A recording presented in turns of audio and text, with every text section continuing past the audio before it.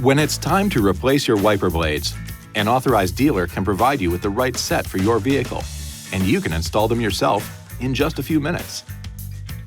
To remove a windshield wiper blade, first, raise it off the glass by lifting the wiper arm to the full up position. Next, flip up the locking tab to disengage it and tilt the lower end of the blade away from the arm. Now, use one hand to steady the arm and the other to push the blade away from the J-hook and toward the windshield. With the locking tab open, position the replacement wiper blade under the J-hook and insert the bracket into the hook through the opening under the tab. Slide the wiper up into the hook and then snap the tab into the locked position.